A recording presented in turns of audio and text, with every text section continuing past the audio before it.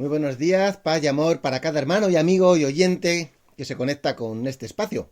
Un espacio que, como siempre digo, edifica. Mi nombre es Diego Martín y desde esta hermosa tierra como es Irlanda, como cada jueves, tengo el privilegio y la bendición de compartir contigo un mensaje que no busca agradar al oído, sino edificar el alma.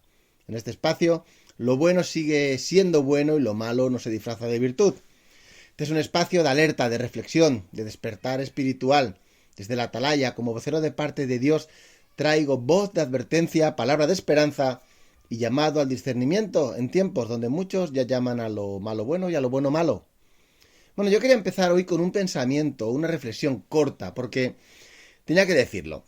Y todo parte de cómo se dice en el mundo, esa frase que dice que todo pueblo que olvida su historia está condenada a vivirla. Y por eso es muy importante recordar dónde estábamos, los errores que hemos cometido, los logros que hemos tenido también. Y por eso me gusta mucho meditar de vez en cuando en predicaciones que ya he recibido, en cómo ha habido gente que ha compartido experiencias, cómo han afectado mi vida, cómo me han ayudado a transformar mi vida, ¿no? Como cuando uno estudia la palabra, cuando lee, cuando recuerda esas notas que hacían en sus cuadernos, ¿no? Como todo aquello ha ayudado en cada una de nuestras vidas, ¿verdad?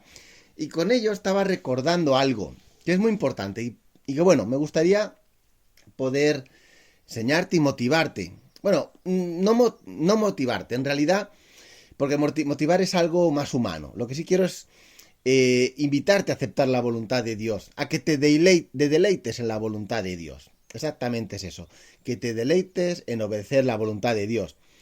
Y recuerdo cómo hace algún tiempo un pastor nos decía esto: si realmente amas a Cristo, obedecerle será un deleite. Y yo podía preguntaros hasta qué punto obedecer es un deleite. Y para ello antes quiero hablaros de dos ejemplos. Dos ejemplos que podemos ver en la mitología griega. No sé si estáis familiarizados con algo de la mitología griega, pero en esa mitología pues hay una serie de dioses extraños con emociones humanas. Son personajes de diferentes tipos de naturaleza, pero hay una historia que yo creo que es muy buena para ilustrar algo. En primer lugar, hay una historia que trata de Ulises. Ulises era el capitán de un barco y él tiene que viajar a lo largo de los océanos. Pero él conoció que había cuentos, historias, de que había una isla donde habitaban unas sirenas, así que con el cántico de esas sirenas, que era extremadamente encantador, impresionantes. De hecho, dicen que encantaba. Es decir, había un problema, y es que esos cánticos encantaban a los marineros, que todos los que oían ese cántico se sentían increíblemente atraídos, bueno, de una manera tan irresistible, que terminaban yendo a esa isla. Sin embargo, al llegar allí, se encontraban que en realidad había unos monstruos que se comían a esas personas. Recuerda que esto es mitología, que es un cuento, ¿no?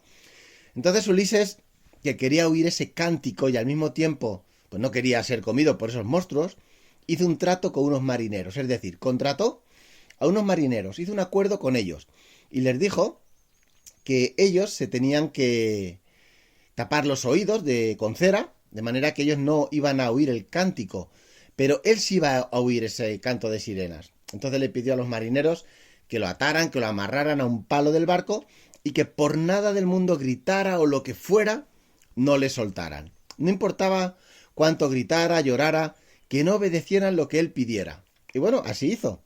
Empezó ese viaje y cuando llegaron cerca de esa isla, Ulises empezó a oír el cántico de las sirenas.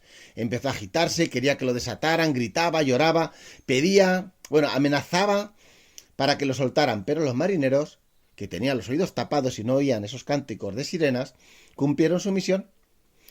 Entonces, bueno, pues una vez se alejaron de la isla, ellos ya cuando no podían oír esos cánticos, entonces ya pudieron soltarle. Podemos decir que Ulises lo logró, pero no lo logró por un deseo interno de no ir, porque él sí quería ir, era algo externo que lo frenó y lo obligó a ir en contra de su voluntad. Y aquí en este punto quiero comentar algo, porque a veces es necesario que haya esas cosas externas que eviten pues que la gente, que nosotros, podamos caer en esos cantos de sirenas. Si hacemos la comparación, podríamos decir que los cantos de sirena son esas tentaciones, esos deseos que no son buenos, ese pecado, esos impulsos que nos llevan a pecar, esas tentaciones que nos llevan al pecado y las cosas externas pues serían los padres, los líderes, los pastores que se oponen, rotundamente y te obligan a no caer en esas tentaciones. Muchas veces son cosas externas que son necesarias para evitar que uno caiga en tentación. Por eso hay que dar gracias muchas veces a esas personas que han estado ahí protegiéndonos, impidiendo que nos acerquemos a esas sirenas, a esos cánticos de sirenas. Y que una vez hemos estado en el lío, en esa tentación, han actuado de una manera rotunda, incluso en contra de nuestra voluntad, para protegernos y no ser comidos por esos gigantes. Como empezaba diciendo, qué bueno recordar la historia, para no repetirla. Por eso yo recuerdo esos tiempos en los cuales había responsables, había personas que evitaban que yo fuera a cumplir mis deseos en esas tentaciones que venían como pecado a mi vida. Y del mismo modo, que también tenemos una responsabilidad nosotros ahora para proteger a otras personas de que vayan a esas islas, que cedan a esos cánticos, aunque a veces sea en contra de su voluntad. Pero hay otra historia, también en la mitología griega, que nos enseña algo, también muy importante, y era Jasón.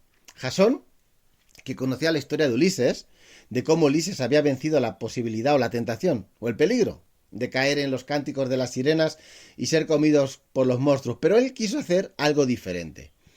Jasón conocía que en esa época había un músico, el famoso músico Orfeo, y era superior a cualquier otro músico de la época. Su música era algo maravillosa. Pero entonces empezaron el viaje. Jasón con unos marineros y con Orfeo dentro del barco en dirección a esa isla. En este caso, todo el mundo iba con los oídos descubiertos y cuando estaban acercándose a la isla, Jasón le pidió a Orfeo que tocara su música. Esa música de Morfeo, por así decirlo, encantó a los marineros y a Jasón de tal forma que el cántico de las sirenas, cuando empezó a oírse, apenas les llamó la atención. Los cánticos de las sirenas apenas podían estorbar la música que tenían delante de ellos, esa música que hacía Orfeo. Ellos quedaron estupefactos con esa música, por lo que ellos pasaron de lado, pasaron por la isla y pudieron triunfar porque escucharon un cántico con el cual no había competencia. Yo creo que esto es una excelente ilustración porque el mundo tiene diferentes cánticos, el mundo tiene ofertas muy seductoras que atraen a las personas, incluyendo a los cristianos. Muchos cristianos son encantados por esta música del mundo. Y claro, muchos de esos cristianos, seducidos por esos cánticos de sirena, acaban pues de llegar a esa isla donde terminan siendo devorados por esos monstruos, por ese pecado. Hay expresiones muy gráficas de esto, como que se dice un gustazo, un trancazo. Y esto, aunque se dice en el contexto de la comida, de que uno ha comido mucho por gusto y se ha pasado y luego pues tiene pues problemas o dolores, ¿no? En la vida espiritual es muy similar. Muchas veces un gustazo al final lleva a un trancazo, es decir, a una muerte espiritual. Y eso me hace recordar de nuevo parte de mi historia, de cómo, sabiendo lo que Dios me ha enseñado y sabiendo lo que Dios ha enseñado a otros, luego obramos en contra de lo que sabemos una y otra vez. A medida que pasa el tiempo, a medida que pasan más años, más entiendo a Jeremías 17:9 cuando dice que más engañoso que todo es el corazón. Dice que el corazón es incurable. ¿Quién lo comprenderá, verdad? Incluso en el Antiguo Testamento Dios le dice a su pueblo en Jeremías 30, 12 y 13, le dice: porque así ha dicho Jehová, incurable es tu quebrantamiento y dolorosa tu llaga. No hay quien juzgue tu causa para sanarte. No hay para ti medicina o medicamentos eficaces, ¿no? Con todo esto, lo que quiero decir es que aparentemente los deseos de la carne son más poderosos que las razones que nosotros tenemos en nuestra mente, o incluso más poderosos que la razón humana. Los deseos llegan a mover la voluntad, engañando a la razón, engañando a aquello que ya sabemos.